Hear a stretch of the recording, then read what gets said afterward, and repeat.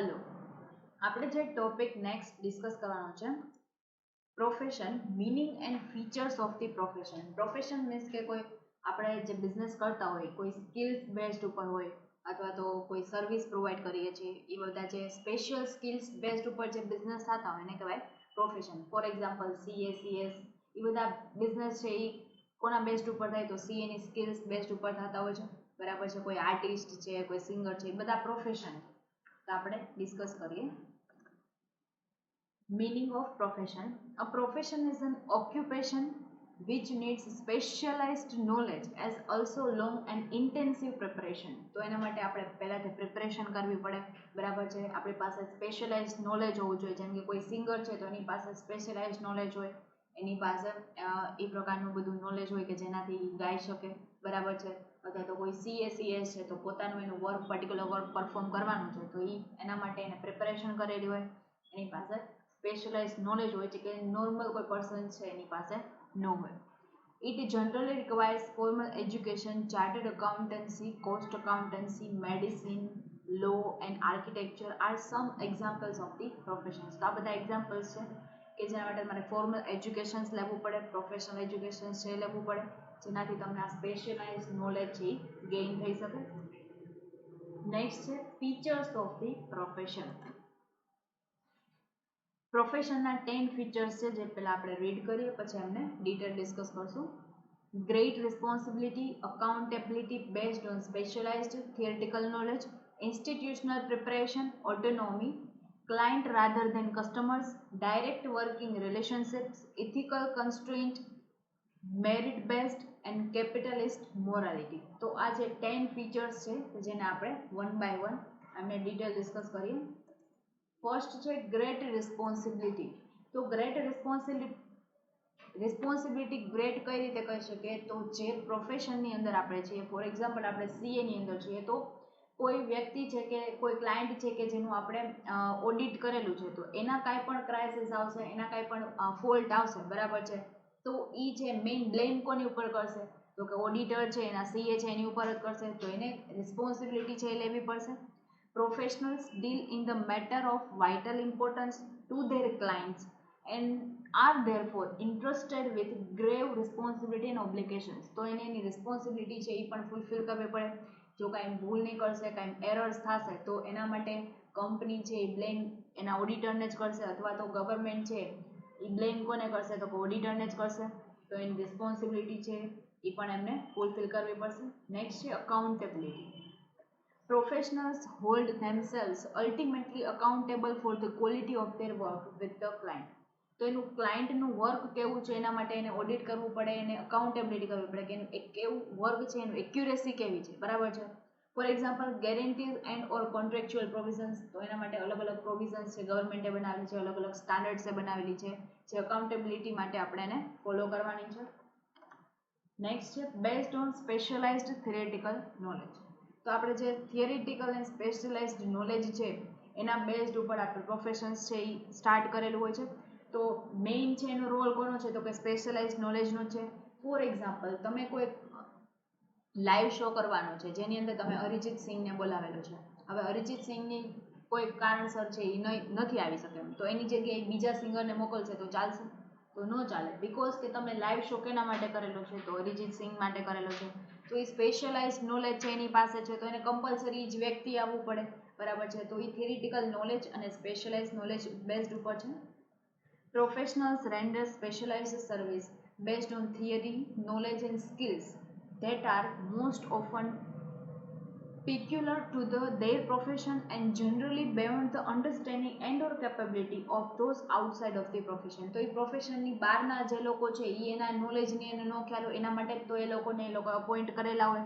For example તમે સીએસએસની અંદર જો તો તમે સીએસએસ બની જાઓ પછી તમારી અંદર જે નોલેજ છે એ બીજા લોકોની પાસે ન હોય તો તમે તમારા ક્લાયન્ટને જે ક્લાયન્ટે તમને શું કામ અપોઇન્ટ કરેલા છે કારણ કે એની પાસે એ નોલેજ નથી. For example medical equipment. તો મેડિકલ ઇક્વિપમેન્ટ છે કોઈ ડૉક્ટર છે તો ડૉક્ટરનું નોલેજ છે ડૉક્ટર પાસે જ હોય, એના માટે તમને કાંઈ પ્રોબ્લેમ છે તો એના માટે તમારે ડૉક્ટર પાસે જ જવું પડશે, બરાબર છે. તો આ પ્રમાણે સ્પેશિયલાઇઝ્ડ નોલેજ બેઝડ ઉપર જે બિઝનેસ છે એને આપણે કહેશું પ્રોફેશન. નેક્સ્ટ છે બેઝડ ઓન સ્પેશિયલાઇઝ થિયરિટિકલ નોલેજની અંદર બીજો પોઈન્ટ છે. Professionals typically require a significant period of hands-on practical experience in the protected company of the senior members before aspirants are recognized as a profession. તો જે significant period છે બરાબર છે કે જે તમને આપવામાં આવેલો છે તો જેની અંદર તમારે વર્ક છે એ કમ્પ્લીટ કરવાનું છે. પ્રેક્ટિકલ એક્સપિરિયન્સ તમને એની અંદર હોવો જોઈએ જેનાથી તમે કંપની અને એના મેમ્બરે જે વર્ક કરેલું છે એને તમે ચેક કરી શકો બરાબર છે. તો એને કહેવાય પ્રોફેશનલ. નેક્સ્ટ છે ઓટોનોમી. Professionals have control over and correspondingly ultimate responsibility of their own work. તો તમે જે પોતે વર્ક કરેલું છે તમે જે પરફોર્મન્સ આપેલું છે કંપનીની અંદર તો એનું પોતાની રિસ્પોન્સિબિલિટી છે તો પોતે જ લેવી પડશે બરાબર છે. એના ઉપર પ્રોફેશનલ્સ છે એનો કંટ્રોલ હોવો જોઈએ. પોતે જે વર્ક કરેલું છે એની અંદર એરર્સ આવશે તો એની રિસ્પોન્સિબિલિટી લેવા માટે રેડી હોવા જોઈએ. Clients rather than customers. Members of the profession exercise discriminations in choosing their clients rather than simply accepting any interested party as the customer. તો મેમ્બર છે પ્રોફેશનની અંદર જે મેમ્બર છે એ જે પોતાનું વર્ક છે એ એક્સરસાઇઝ કરતા હોય બરાબર છે. એને કોઈ વર્ક એક્સરસાઇઝ કરવાનું છે અને ક્લાયન્ટે પોતાનો વર્ક આપ્યો તેના પહેલાં એનું ડિસિઝન્સ હોવું જોઈએ કે એને ક્લાયન્ટનું વર્ક કરવું છે કે નથી કરવું. ક્લાયન્ટ છે એ કોણ ચૂઝ કરશે બરાબર છે તો કે પોતે મેમ્બર છે એ ચૂઝ કરશે. Rather then simply accepting any interested party as a customer. કોઈ પણ વ્યક્તિને તમે પોતાના કસ્ટમર છે એ નહીં બનાવી લો. એના માટે તમે પહેલાં એમનું શું વર્ક છે બરાબર છે એ જાણશો પછી જ તમે એની સાથે બિઝનેસ કરશો.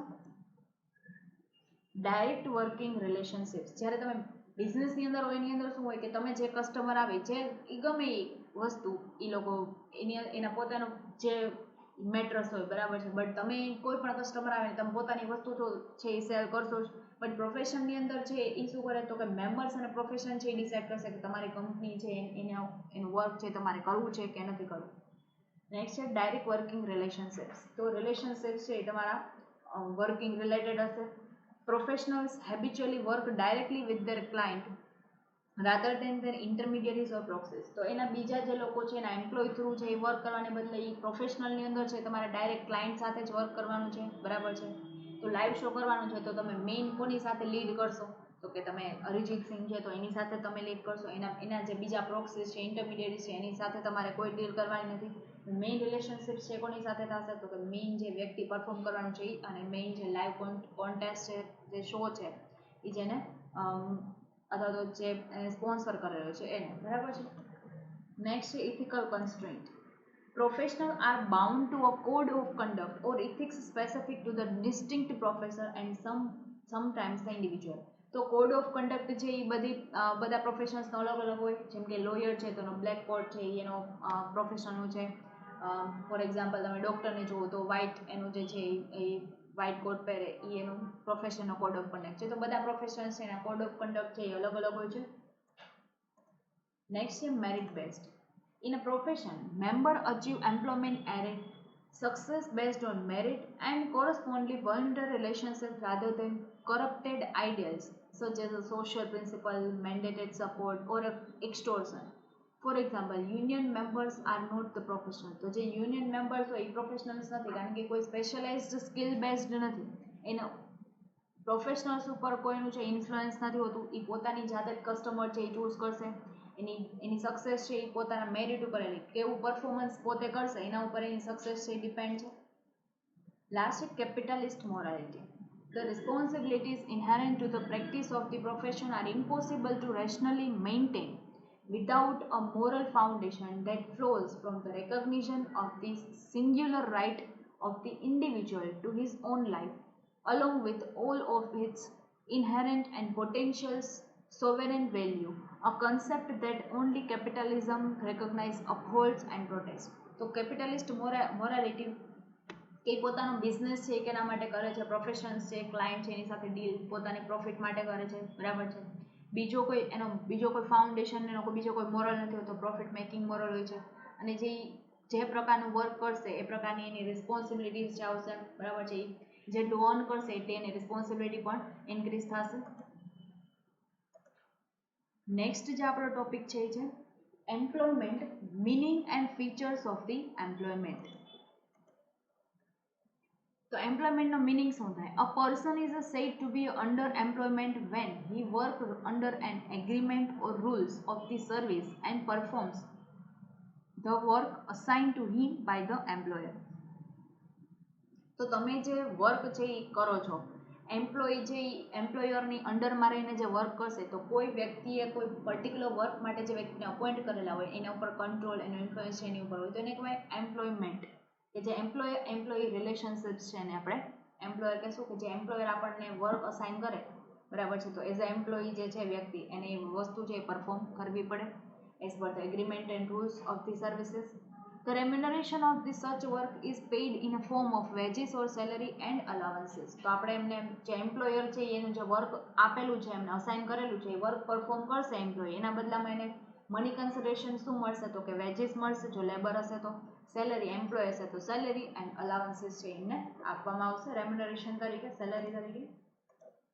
નેક્સ્ટ છે ફીચર્સ ઓફ ધી એમ્પ્લોયમેન્ટ. તો એમ્પ્લોયમેન્ટના કયા કયા ફીચર્સ છે? તો 4 એના ફીચર્સ છે: service contract, nature or type of the work, form of earning and employer-employee relationship. તો આપણે એમને વન બાય વન ડિસ્કસ કરીએ. Service contract. તો તમે એમ્પ્લોયમેન્ટ છે એ કેવો સર્વિસ કોન્ટ્રાક્ટ છે, કારણ કે એમ્પ્લોયી છે કાંઈ વસ્તુ પોતાના બિઝનેસ માટે જનરેટ નથી કરતો, બટ એ એમ્પ્લોયરના બિઝનેસ માટે એમને જનરેટ કરવા એની પોતાની સ્કિલ્સ છે એના બિઝનેસને છે એ આપે છે, એના બદલામાં એને મની કન્સિડરેશન મળે છે, તો એક પ્રકારની સર્વિસ કોન્ટ્રાક્ટ છે. Under this service contract, all the rules and regulations, terms and conditions for the working are mentioned. તો જે ટર્મ્સ કન્ડિશન્સ છે, જે અલગ અલગ રૂલ્સ છે, જે સર્વિસ કોન્ટ્રાક્ટની અંદર છે, કે જે તમારે પર્ટિક્યુલર મેન્શન કરવાના છે, બરાબર છે. તમે જે સ્કિલ્સ તમારી પાસે છે, જે તમને વર્ક અસાઇન કરવામાં આવેલું છે, એ as per rules and regulation of the company તમારી વસ્તુ પરફોર્મ કરવાની છે. Violations of the rules and regulations by either of the parties might also bring them to certain penalties. તો એના માટે કંપનીએ જે રૂલ્સ બનાવેલા છે, તો એ બ્રેક થશે તો એના માટે પણ એને પ્રોવિઝન્સ બનાવેલી જ હોય છે, કે જે તમારે ફાઇન ભરવો પડે, અથવા તો તમે એવું કોઈ વાયોલેશન કરેલું છે રૂલ્સનું કે જેના કારણે તમને કંપનીમાંથી રિમૂવ કરી દેવામાં આવે. તો આવા ઘણા બધા, બેમાંથી કોઈ પણ પાર્ટી છે જો રૂલ બ્રેક કરશે તો એના માટે પેનલ્ટીઝ છે એ એને આપવી પડશે. તો એ સર્વિસ કોન્ટ્રાક્ટ છે. નેક્સ્ટ છે nature or type of the work. The type of the work actually depends on the organization the employee is working in. તો કંપનીની અંદર જેટલા એમ્પ્લોયી છે જે પર્ટિક્યુલર વર્ક સાથે રિલેટેડ છે એના ઉપરથી ડિસાઇડ થશે કે કયા ટાઈપનું વર્ક કરે છે, બરાબર છે. According to the command of the superiors or employee they are suppose to work. તો મેઇન વર્ક એને કઈ રીતે કરવાનું હોય છે? તો કે એના સુપિરિયર, એના જે હેડ છે એ અપોઇન્ટ કરવામાં આવેલા હોય, કે હેડ છે એને જેટલું વર્ક આપશે, એને જેટલું ડાયરેક્શન આપશે એ પ્રમાણે જેને વર્ક કરવાનું છે. એની પાસે પર્ટિક્યુલર ઓથોરિટી નથી કે વર્ક છે એ પોતાની જાતે છે વોલન્ટરી પરફોર્મ કરી શકે. એના માટે એમને અલગ સુપરવાઇઝર રાખેલા હોય છે, કે સુપરવાઇઝર એમને વર્ક છે એ અસાઇન કરશે, એ વર્ક એને એના લિમિટેડ ટાઈમની અંદર એને પરફોર્મ કરવાનું હોય છે. નેક્સ્ટ છે form of earning. The forms of earning for an employer would be in a form of salary and wages. Depends on the type of organization. Some extra remuneration may also be paid in a form of commissions. તો તમે selling બિઝનેસની અંદર હોય તો selling બિઝનેસની અંદર ઘણા બધા એવા salesman છે કે એ શું કરતા હોય કે પોતાને એની સેલેરી છે એ તો ફિક્સ્ડ સેલેરી હોય, પ્લસ એને કીધું હોય કે જો આ ટાર્ગેટ પૂરો થઈ જશે તો આટલી સેલેરી મળશે, પ્લસ જો તમે આ ટાર્ગેટની બેયોન્ડ જો તમે કાંઈ સેલ કરશો તો એ પર પીસીસ તમને આટલું કમિશન્સ છે આપવામાં આવશે. તો એને સેલરી પ્લસ કમિશન્સ છે આપવામાં આવતું હોય, આવું જે તમને આપતા હોય છે, બરાબર છે, એને પ્રોવાઈડ કરવામાં આવે છે. તો એ સેલિંગ બિઝનેસની અંદર બની શકે એવી ઘણી બધી કંપનીઝ છે કે જે આ ટાઈપનું કમિશન્સ પ્લસ એમનું સેલરી પ્લસ કમિશન્સ છે એ પ્રોવાઈડ કરે છે. Bonus, shares in a profit, other allowances, it's the boost the morale of the employees. તો એમ્પ્લોઈઝ છે એને કંઈ સારું વર્ક કરેલું છે, અથવા તો તમે જે ટાઈમ આપેલો છે એના કરતાં ઓછા ટાઈમમાં વર્ક કરેલું છે, સારા એવા એફર્ટ્સથી કરેલું છે વર્ક, તો તમે એમને બોનસ આપો. કોઈ ફેસ્ટિવલ આવે છે તો બોનસ આપશો. પ્રોફિટની અંદરથી તમે શેર આપો, તમે એમને નામનો ભાગીદાર બનાવી લો, પછી એમને તમે પ્રોફિટની અંદરથી શેર આપશો. બીજા ઘણા બધા અલાવન્સીસ છે, જેમ કે આવવા જવા માટેના ખર્ચાના અલાવન્સીસ છે, એમના ચિલ્ડ્રન એજ્યુકેશન અલાવન્સીસ છે, ચિલ્ડ્રન હોસ્ટેલ અલાવન્સીસ છે. તો એવા તમે અલગ અલગ અલાવન્સીસ આપી શકો જેનાથી એનો મોરલ છે એ બૂસ્ટ થશે, ઇન્ક્રીઝ થશે, તો તમારી જે વર્ક છે એની ક્વોલિટી છે એ મેન્ટેન થઈ શકશે. નેક્સ્ટ છે એમ્પ્લોયર એમ્પ્લોયી રિલેશનશિપ. તો એમ્પ્લોયર રિલેશનશિપ છે એ તો એમ્પ્લોયમેન્ટની અંદર તો મેઇન જે વર્ક છે એ એમ્પ્લોયર છે એનું વર્ક કરવા માટે કોઈ વ્યક્તિને અપોઇન્ટ કરશે કે જેને કહેવાય એમ્પ્લોય, તો એ બે વચ્ચે તો રિલેશન્સ છે એ ડેવલપ થશે જ. Because of the service contract between the two parties, it enables to create the relationships of the employer and employee between the two parties. તો જે વ્યક્તિને કામ કરવાનું છે એ વ્યક્તિ છે એને એપ્લિકેશન આપેલી હોય કે જે જગ્યાએ કોઈ વર્કરની જરૂર હોય એના માટે એપ્લિકેશન આપશે, તો એમ્પ્લોય છે એ એની સ્કિલ્સ અને એના વર્ક પ્રમાણે વ્યક્તિને ડિસાઇડ કરશે અને પછી એની સાથે જે કોન્ટ્રાક્ટ કરે એના કારણે બેનું રિલેશન છે એ ડેવલપ થશે. તો એ એમ્પ્લોયર રિલેશનશિપ્સ છે.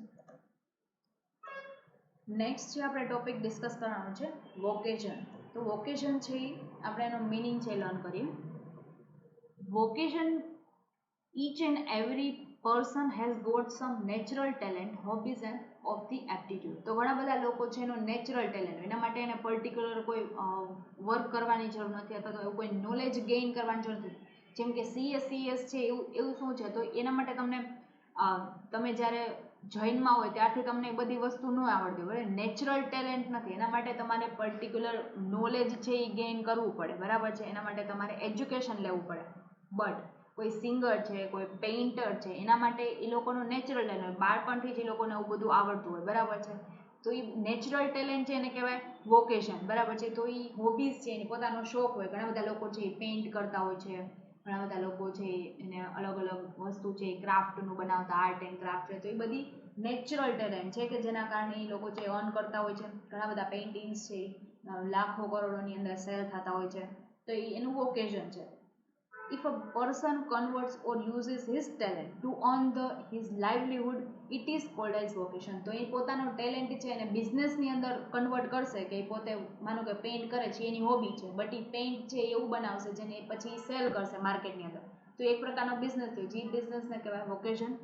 It needs no formal education training. તો એને કોઈ એજ્યુકેશન ટ્રેનિંગની જરૂર નથી કારણ કે એની પાસે નેચરલ ટેલેન્ટ છે. Training association or contract. A person on his own when further specializes, she or he achieves mastery over a period of time. પછી ધીમે ધીમે બીજાનું જોતા જાય કે કેવું પેઇન્ટ કરે છે, કેવું એની પાસે આર્ટ એન્ડ ક્રાફ્ટની સ્પેશિયલાઇઝ સ્કિલ છે, પછી ધીમે જેમ ટાઈમ જતો જાય એની પાસે એ વસ્તુની માસ્ટરી આવતી જશે. For example musicians, painters, dancers, kids, તો બધું નેચરલ ટેલેન્ટ છે. તો આ વોકેશનનો મિનિંગ છે. નેક્સ્ટ જે આપણે ટોપિક ડિસ્કસ કરવાનો છે બિઝનેસ ઓર્ગેનાઇઝેશન, જે આપણે નેક્સ્ટ લેક્ચરની અંદર ડિસ્કસ કરશું. Thank you.